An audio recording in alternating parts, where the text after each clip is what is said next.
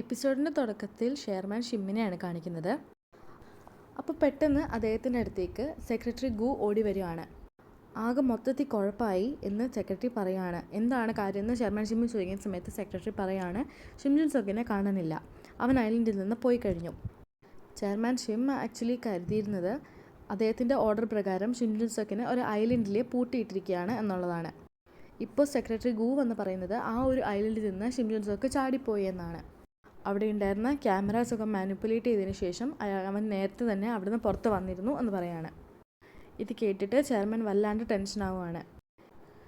ഇതുപോലെ ഹാക്കിംഗ് പോലെയുള്ള പരിപാടികളിലൊക്കെ അവൻ വളരെ ടാലൻ്റാണെന്ന് നിങ്ങൾക്ക് അറിയില്ലായിരുന്നോ? ഇത്രയ്ക്ക് ശ്രദ്ധ മാത്രം നിങ്ങൾ എൻ്റെ ഓർഡറിന് തന്നിരുന്നുണ്ടോ?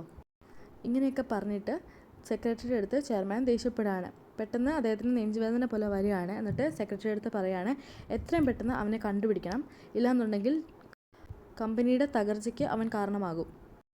ചെയർമാനോട് അതിന് ഓക്കെ പറഞ്ഞിട്ട് സെക്രട്ടറി അവിടെ നിന്ന് പോവാണ്. സെക്രട്ടറി പോകുന്ന വഴി ചിരിച്ചുകൊണ്ട് പോകുന്നതായിട്ട് നമുക്ക് കാണാം. ആ ഒരു സീനിലൂടെ നമുക്ക് മനസ്സിലാവും സെക്രട്ടറിയും ഷിം ജുൻ സോക്കും കൂടിയിട്ട് എന്തൊക്കെയോ പ്ലാൻ ചെയ്യുന്നുണ്ട് എന്നുള്ള കാര്യം ചെയർമാൻ ഷിം അറിയാതെ. പിന്നീട് മാത്യുവിൻ്റെ വീട്ടിലെ സീനാണ് കാണിക്കുന്നത്. മാത്യുവിനെയും ഹന്നയും കൂടെ ഒരുമിച്ച് കണ്ടിട്ട് ജിൻമോയ്ക്ക് വളരെയധികം സങ്കടം ഉണ്ടാവുന്നുണ്ടായിരുന്നു. ഹന്നയുടെ അടുത്ത് ഒന്ന് പോകാൻ പോലും പറ്റാത്ത സാഹചര്യമായിരുന്നു ജിൻമോയ്ക്ക്. ജിൻമോ അവിടെ നിന്നിട്ട് ഹന്നയെ നോക്കുന്ന കാര്യം മാത്യു കണ്ടിരുന്നു. മാത്യു ജിൻമോനെ നോക്കിയിട്ട് ഒന്ന് ചിരിക്കുകയാണ്. ആ സമയത്ത് അവരുടെ ഒരു ഫ്ലാഷ് ബാക്ക് നമുക്ക് കാണാൻ സാധിക്കും. കങ് ജിൻമോയെ കോൾ ചെയ്തുകൊണ്ടിരുന്ന സമയത്തെ സീനാണ് കാണിക്കുന്നത്. ആ സമയത്ത് കെ ആരാണെന്നൊക്കെ എനിക്കറിയാം എന്ന് കങ് പറഞ്ഞു തീർന്നതേ ഉള്ളായിരുന്നു. അപ്പോഴേക്കും ഫോൺ വീണ്ടും ടാപ്പ് ആവുന്നതിനെ തുടർന്ന് ജിൻമോ കോൾ കട്ട് ചെയ്തിട്ടുണ്ടായിരുന്നു. എങ്കിലും കങ് പറയാനിരുന്ന കാര്യം മുഴുവൻ പറയാൻ സാധിക്കാത്തതുകൊണ്ട് തന്നെ ജിൻമോ വേഗം തന്നെ അടുത്തുള്ളൊരു ഫോൺ ബൂത്തിലേക്ക് ചെന്നിട്ട് കങ്ങിനെ വീണ്ടും വിളിച്ചിട്ടുണ്ടായിരുന്നു. അങ്ങനെ കങ്ങിനെ ഫോൺ വിളിച്ചതിന് ശേഷം ആരാണ് കെ എന്ന് ജിൻമോ ചോദിക്കുന്നുണ്ട്. അതിന് മറുപടിയായിട്ട് വേറെ ആരുമല്ല മാത്യു തന്നെയാണ് കെ എന്ന് കങ് ജിൻമോയുടെ അടുത്ത് പറഞ്ഞിട്ടുണ്ടായിരുന്നു. ആ സമയത്ത് ജിൻമോയ്ക്ക് മനസ്സിലാവുകയാണ് പ്ലാസ്റ്റിക് സർജറി ചെയ്തത് മിസ്റ്റർ ലീ അല്ലായിരുന്നു, പകരം ഷിം ജുൻ സോക്ക് ആയിരുന്നു. അതായത് കെ തന്നെയായിരുന്നു മാത്യുവിൻ്റെ രൂപത്തിലേക്ക്. കങ് ജിൻമോയുടെ അടുത്ത് ദോഹുക്കിൻ്റെ കാര്യം കൂടി പറയുന്നുണ്ട്. ദോഹുക്കിന് ഈ വക കാര്യങ്ങൾ ഒന്നും അറിയില്ല. അവൻ മാത്യുവിനെ വിശ്വസിച്ച് മാത്യുവിൻ്റെ കൂടെ നിൽക്കുകയാണ്. എത്രയും പെട്ടെന്ന് അവനോട് ഇതൊക്കെ പറഞ്ഞ് അവനെ രക്ഷിച്ചെടുക്കണം എന്ന് ജിൻമോയോട് കങ് പറയാണ്. ജിൻമോ ആ സമയത്ത് പങ്ങിയുടെ കാര്യം ഓർക്കുകയാണ്. എന്നിട്ട് കങ്ങിൻ്റെ അടുത്ത് പറയാണ്, ഇന്നലെ ഞാൻ സംസാരിച്ചത് അത് മാത്യു ആയിരുന്നോ? പക്ഷേ അത് നിൻ്റെ സൗണ്ട് ആയിരുന്നല്ലോ. അതിന് മറുപടിയായിട്ട് കങ്ങ് പറയാണ്, ഉറപ്പായിട്ടും അവൻ്റെ ഡീപ്പ് ഫേക്ക് ടെക്നോളജി യൂസ് ചെയ്തിട്ട് ആയിരിക്കും അവനാ സംസാരിച്ചിട്ടുണ്ടാവുക. ഇത്രയൊക്കെ അവനെ ചെയ്യാൻ സാധിക്കുമെങ്കിൽ എൻ്റെ സൗണ്ടിൽ നിൻ്റെ അടുത്ത് സംസാരിക്കാനായിട്ടാണോ അവന് പാട്?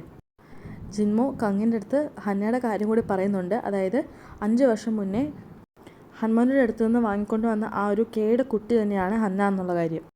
അതിനുശേഷം ജിൻമോ ഒരു അഡ്രസ്സ് പറഞ്ഞു കൊടുത്തിട്ട് കങ്ങിൻ്റെ അടുത്ത് അങ്ങോട്ടേക്ക് വരാനായിട്ടായിരുന്നു പറഞ്ഞിട്ടുണ്ടായിരുന്നത്. പക്ഷേ അവരുടെ കോൺവെർസേഷൻ റാഹി കേട്ടിരുന്നത് കൊണ്ട് തന്നെ അവരുടെ പ്ലാൻ ഒക്കെ മാറി കങ്ങിനെ മാത്യുവിൻ്റെ ആൾക്കാരെ പിടിച്ചുകൊണ്ട് പോകുമായിരുന്നു നടന്നിരുന്നത്.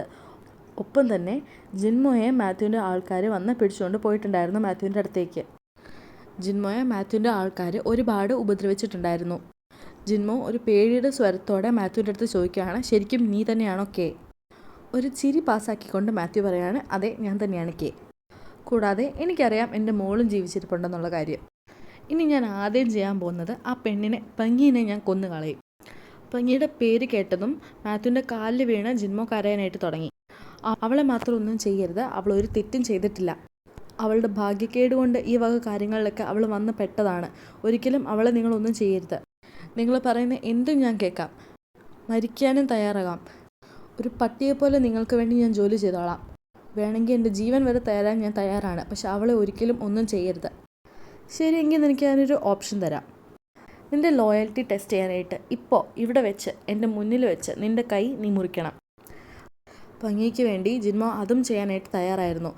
അങ്ങനെ ചെയ്യാനായിട്ട് ഒരുങ്ങിയെങ്കിലും മാത്യു തടയാണ്. ഞാൻ വെറുതെ നിന്നൊന്ന് ടെസ്റ്റ് ചെയ്യാനായിട്ട് പറഞ്ഞതാ. നിൻ്റെ കൈ മുറിച്ചിട്ട് എനിക്കെന്ത് കിട്ടാനാ? ഞാൻ കെ ആണെന്നുള്ള കാര്യം ദോഹിക്കിനെ നീ അറിയിക്കാൻ തുടങ്ങുകയാണെന്നുണ്ടെങ്കിൽ ആ പെണ്ണിനെയും ഹന്നനെയും നിൻ്റെ മുന്നിൽ വെച്ച് ഞാൻ കൊല്ലും. ഇത് മാത്രം നീ മറക്കാതിരുന്നാൽ മതി. സെയിം ഷിഫ്റ്റായിട്ട് പ്രസൻറ്റിലേക്ക് വരികയാണ്. മാത്യു ഹന്നയെ കയ്യിലെടുത്തിട്ട് ഹന്നയോടൊപ്പം കളിച്ചുകൊണ്ടിരിക്കുന്ന സമയത്ത് പെട്ടെന്ന് അവിടേക്ക് പങ്ങി വരികയാണ്. എന്നിട്ട് ഹന്നേനെ കയ്യിലെടുത്തിട്ട് മാത്യുവിൻ്റെ അടുത്ത് പറയാണ്, നിങ്ങളെ ഡിസ്റ്റർബ് ചെയ്തതിന് ക്ഷമിക്കണം, എൻ്റെ കണ്ണ് തെറ്റിയ സമയത്ത് അവൾ ഇങ്ങോട്ടേക്ക് ഓടി വന്നതാണ്. പങ്ങിയുടെ പെരുമാറ്റത്തിൽ നിന്ന് നമുക്ക് മനസ്സിലാക്കാം മാത്യുവിൻ്റെ യഥാർത്ഥ ഐഡൻറ്റിറ്റിയെ പറ്റി പങ്ങിക്ക് ഒരു ഐഡിയ ഇല്ല. ഇനി റാഹിയുടെ കാര്യം നോക്കുകയാണെങ്കിൽ ഹന്ന ജിൻമോയുടെ മകളാണെന്ന് തന്നെയാണ് റാഹി വിശ്വസിച്ചിരുന്നത്. എങ്കിൽ കൂടി ഹന്നയുടെ കൂടെ കളിക്കാൻ എന്നവണ്ണം അടുത്തേക്ക് വന്നതിന് ശേഷം ഹന്നയുടെ മുടി റാഹി കൈക്കലാക്കാണ്. ഒരു കൺഫർമേഷന് വേണ്ടിയാവാം അവൾ അങ്ങനെ ചെയ്തത്. അതിനുശേഷം മാത്യു ദോഹുക്കിനെ കാണാനായിട്ട് അവൻ്റെ വീട്ടിലേക്ക് ചെല്ലുകയാണ്. മാത്യുവിനെ കണ്ട പാടെ ദോഹുക്ക് കങ്ങിൻ്റെ കാര്യം ചോദിക്കുന്നുണ്ട്. പക്ഷെ മാത്യു ഇങ്ങനെയാണ് പറയുന്നത്, ഞാൻ എല്ലായിടത്തും അന്വേഷിച്ചു, പക്ഷെ കങ്ങിൻ്റെ ഒരു വിവരമില്ല.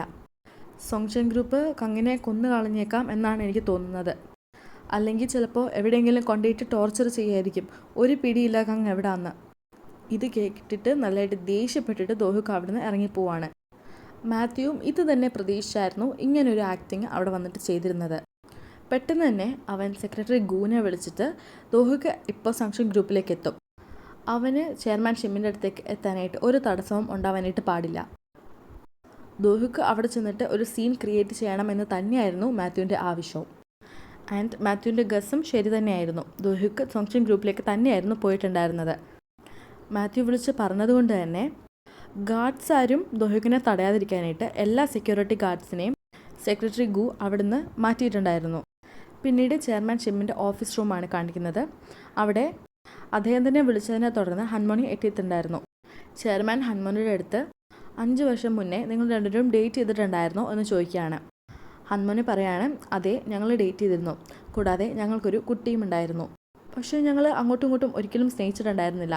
ഞങ്ങൾ അങ്ങോട്ടും ഇങ്ങോട്ടും യൂസ് ചെയ്തുകൊണ്ടിരിക്കുകയായിരുന്നു. ആ കുട്ടിയുടെ കാര്യം ചെയർമാൻ ചോദിക്കുന്ന സമയത്ത് ഹൻമോണി പറയാണ്, ജനിച്ചതിന് ശേഷം കുറച്ച് മണിക്കൂറുകളെ ആ കുഞ്ഞ് ജീവിച്ചിരുന്നുള്ളൂ.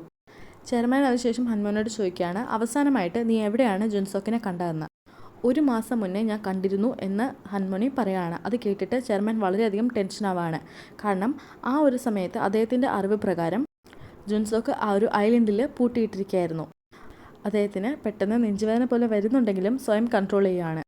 അതിനുശേഷം അദ്ദേഹം ഹൻമോൻ്റെ അടുത്ത് ചോദിക്കുകയാണ്, നീ ആ ഒരു സിനിമയിൽ എന്തിനാണ് അഭിനയിക്കുന്നത്? ആ മാത്യു നിന്നെ ഭീഷണിപ്പെടുത്തിയിട്ട് വല്ലതാണോ ആ സിനിമയിൽ അഭിനയിപ്പിക്കുന്നത്? ശരിക്കും ആരാണ് ഈ മാത്യു? മാത്യുവിന് വേണ്ടിയിട്ടല്ല, പകരം കേക്ക് വേണ്ടിയിട്ടാണ് ഞാൻ ഈ സിനിമയിൽ അഭിനയിക്കുന്നത്. അവന് വളരെയധികം പേടിയുണ്ടായിരുന്നു അവൻ്റെ സത്യങ്ങളൊക്കെ പുറത്തു വരുമെന്നുള്ളത്. അതുകൊണ്ട് തന്നെ ദാമിയെ കൊല്ലുകയും ചെയ്തു. കൂടാതെ ഞാൻ ഏത് അവസ്ഥയിലാണോ അതേ അവസ്ഥയിൽ തന്നെ എന്നെയും വിട്ടേച്ച് പോയി. അവനോടുള്ള റിവെഞ്ച് പോലെയാണ് ഈ സിനിമ ഞാനിപ്പോൾ അറ്റൻഡ് ചെയ്യുന്നത്. ഹൻമോനി പറയാണ്, നിങ്ങളുടെ മകൻ ഒരിക്കലും ഒരു മനുഷ്യനല്ല, മനുഷ്യൻ്റെ രൂപത്തിലുള്ള ഒരു മോൺസ്റ്ററാണ്. ആ സമയത്തിനുള്ളിൽ ഇടിച്ചു കയറി ദോഹുക്ക് ആ ഒരു റൂമിലേക്ക് കയറുകയാണ്. അവിടേക്ക് കയറി വന്നതിന് ശേഷം വേറെ ആരെയും നോക്കാതെ ചെയർമാൻ ഷിമ്മിൻ്റെ കാലിൽ വീഴുകയാണ് ദോഹുക്ക്. അതിനുശേഷം കങ് എവിടെയാണ് എന്ന് ചോദിക്കുകയാണ്. പക്ഷേ ചെയർമാൻ പറയുന്ന ഇതാണ്, അതായത് ഈ കങ് ആരാണെന്ന് പോലും അദ്ദേഹത്തിന് അറിയില്ലെന്ന്. പക്ഷേ ദോഹുക്ക് കരുതുന്നത് അദ്ദേഹം വെറുതെ മകനെ രക്ഷിക്കാനായിട്ടായിരിക്കും അങ്ങനെ ചെയ്യുന്നതെന്ന്. ഹൻമോനി സ്വന്തം മുഖം മറയ്ക്കാനായിട്ട് ശ്രമിക്കുന്നുണ്ടെങ്കിലും ദോഹുക്ക് അവളെ ശ്രദ്ധിക്കുന്ന പോലും ഉണ്ടായിരുന്നില്ല. അവിടെ കിടന്ന ഓരോ സാധനങ്ങളൊക്കെ എടുത്ത് വലിച്ചെറിയാനായിട്ട് തുടങ്ങുകയാണ് ദോഹുക്ക്. കൂടാതെ ഒരു ഗോൾഡ് സ്റ്റിക്ക് എടുത്തിട്ട് ചെയർമാനെ അടിക്കാനായിട്ട് വരുന്നുമുണ്ട്.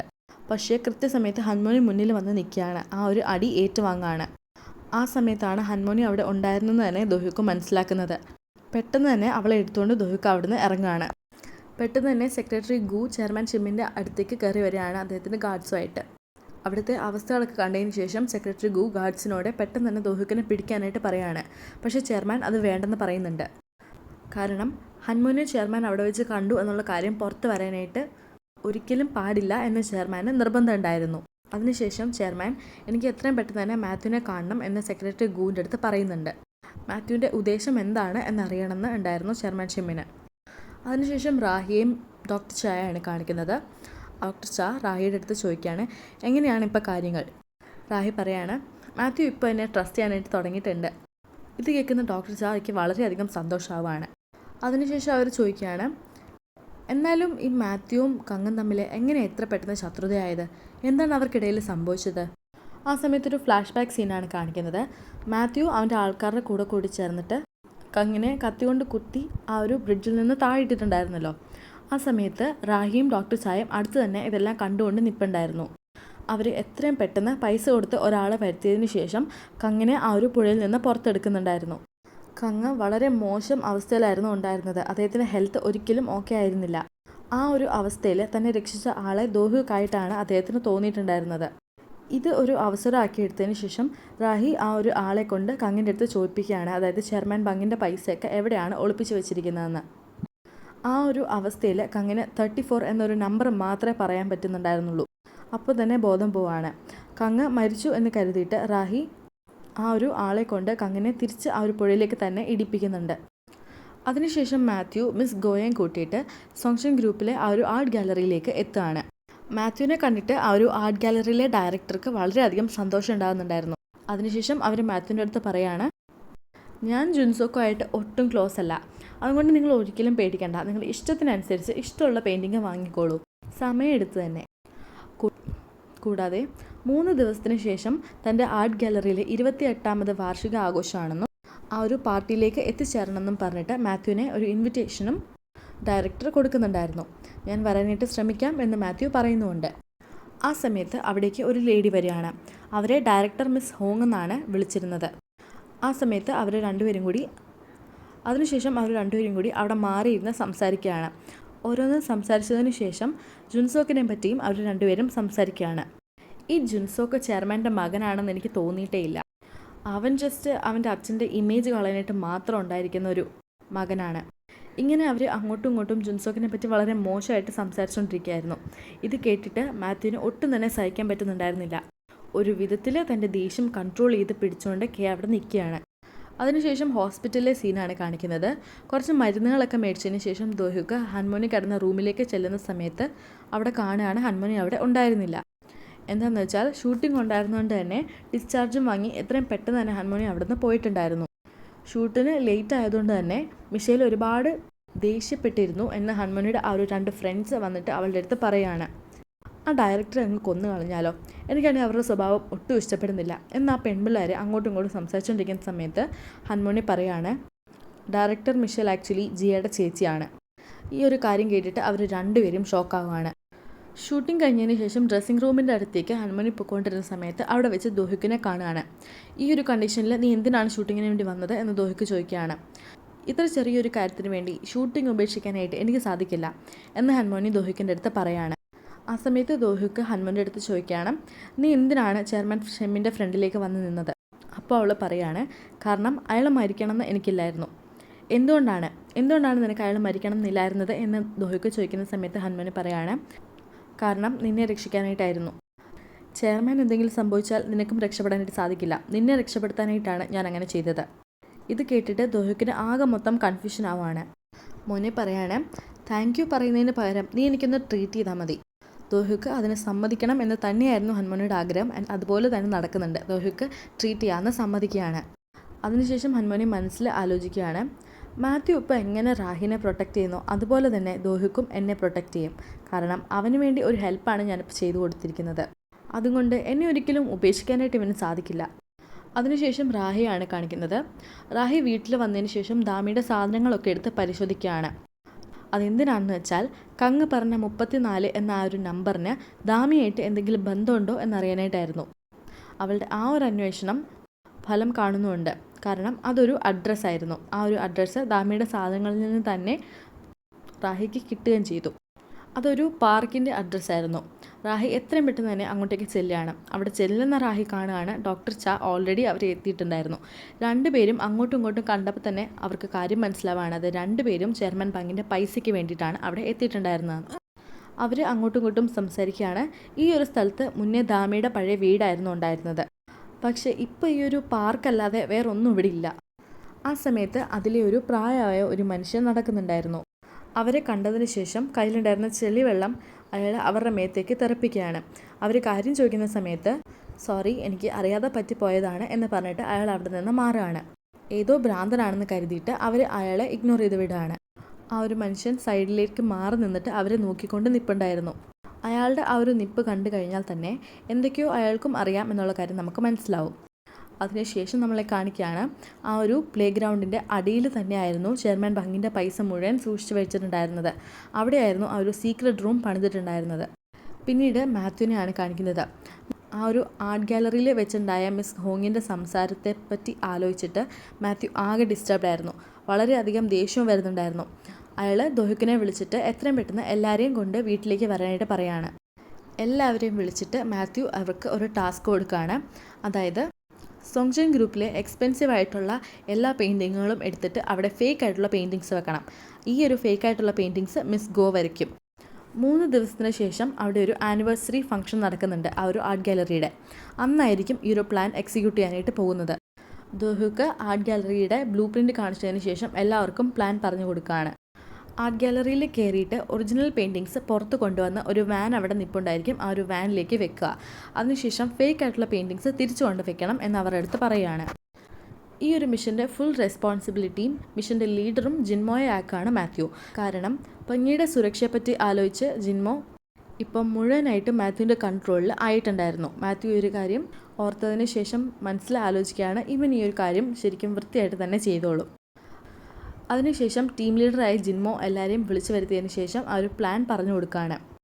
അങ്ങനെ എല്ലാം പ്ലാൻ ചെയ്തതിന് ശേഷം അവരെല്ലാവരും കൂടി കഴിക്കാനായിട്ട് ഒരു റെസ്റ്റോറൻറ്റിൽ പോയിട്ട് ഇരിക്കുകയാണ്.